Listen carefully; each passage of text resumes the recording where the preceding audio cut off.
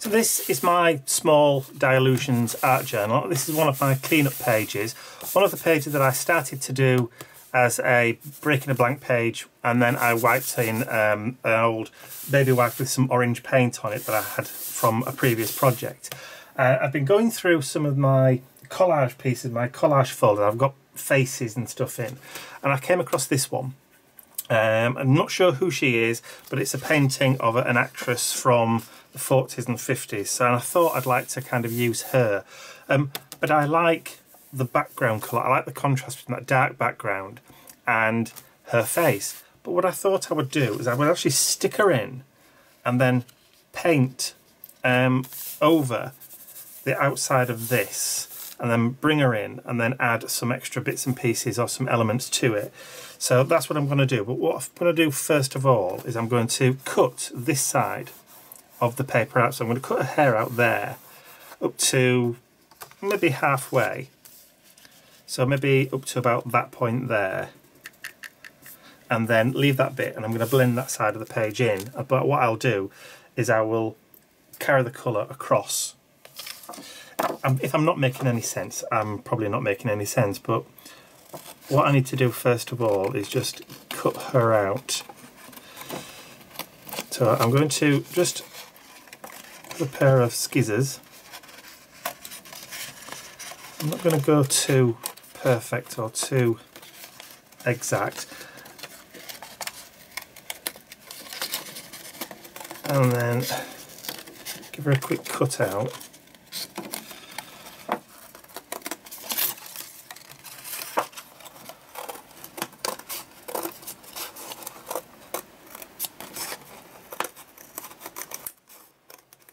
And then about there, just feed that off, like so.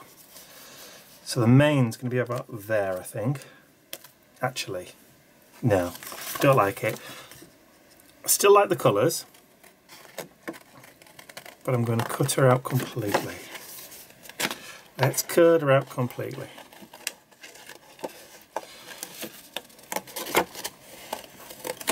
These scissors are a bit gummy. Must have something stuck to them, or maybe use them with double-sided tape or something like that. Now I know this is printed from an inkjet printer as well, so the colours may run if I stick her down with gel medium and go over the top. So I'm going to try and avoid that if I can. I've still got some of that blue over this side, blue and green over this side. Let's just take it into her hair a little bit more. And I'm probably going to be replacing that colour because I'm going to carry on with that dark kind of theme. There we go.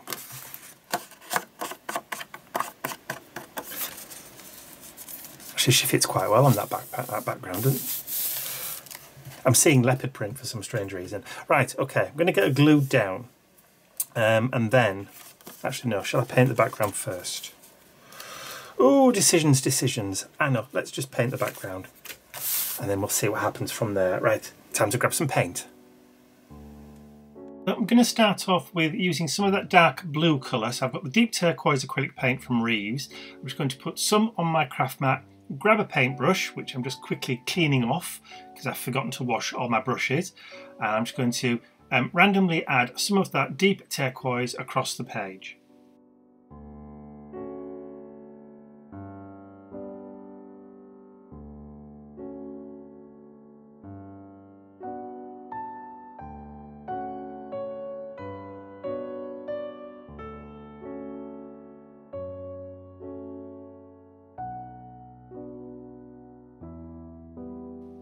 Next up, I want to add some lighter blue, so I have the Cerulean Blue Hue acrylic paint, again from Reeves. I'm just going to do exactly the same thing. So just using a clean brush, I'm just going to add that randomly around the page using the same horizontal and vertical strokes.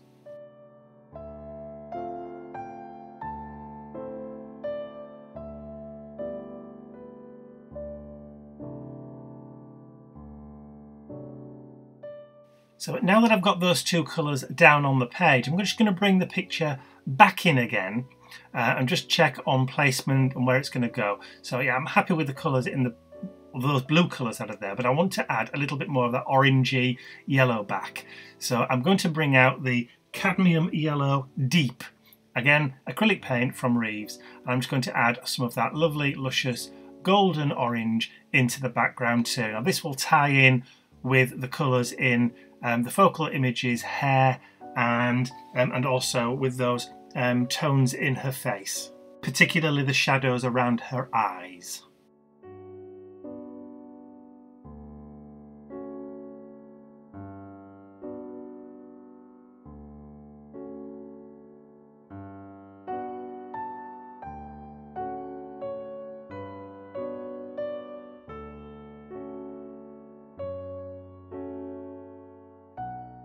So I'm happy with those colours as they are. I'm just going to grab a baby wipe and then just mop up that excess paint off my craft mat and then just wipe it off on a blank page somewhere else in the art journal. Waste not, want not. And then when I've done that, I'm just going to bring back the heat gun and then just make sure everything's dry before moving on to the next step.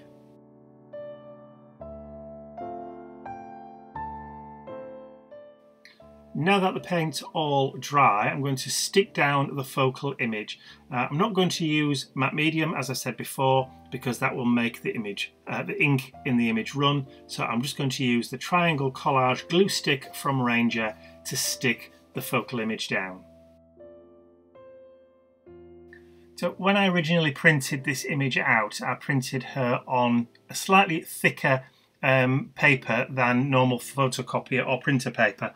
I think this is just maybe 1 or 2 thicknesses or weights higher than standard photocopier paper, but it does feel slightly thicker, which is why it's not sticking down straight away onto the paper or onto my art journal page. I'm just having to catch that corner piece there with the glue. And of course, using slightly thicker paper also means that you can avoid any wrinkles or bubbles. So now that she's stuck down to my satisfaction, I want to add some darker tones into the background of the page. So to do that, I want to isolate the main figure. So I'm just hunting for my football pen, which I haven't used for quite some time. There it is. And I'm going to go around and create some sketchy kind of wavy scribbly lines around her head and shoulders. So this is going to introduce a little bit of a border, but also a motif that I'm also going to use in the main part of the page too. So she's not just going to have this black line around her, I'm also going to introduce that in other elements on the page.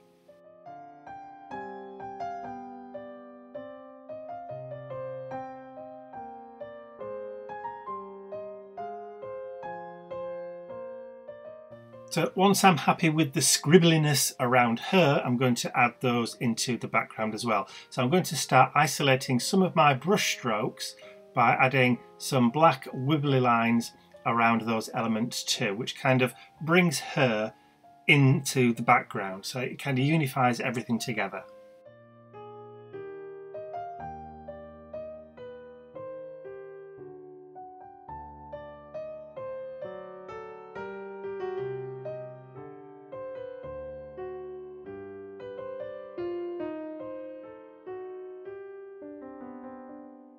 So now I've got those dark black lines in the main part of the image, I'm also going to create a scribbly border all the way around the page too.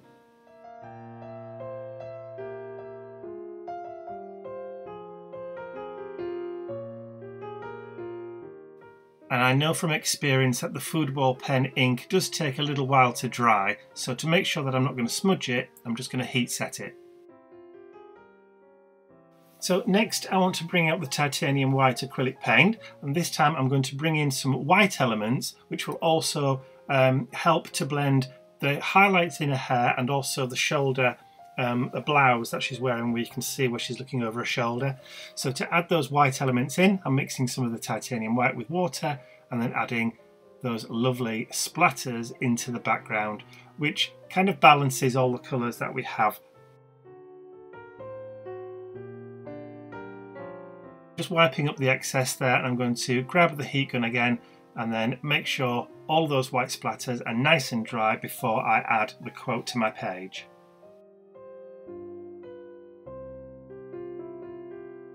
So to finish off, I've created a quote on my computer which I've printed off on the same cardstock that I used for her, just still had a few sheets left, and then I've just cut it out with a pair of scissors, but I've left it kind of not exact, so the blocks aren't perfect, and I'm placing them at not quite the right angle. So the quote reads, "Behind her beautiful exterior, she hid a tortured, fractured soul."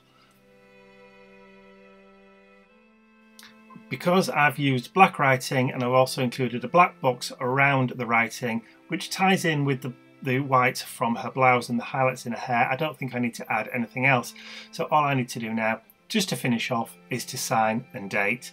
And then I'm calling this page complete.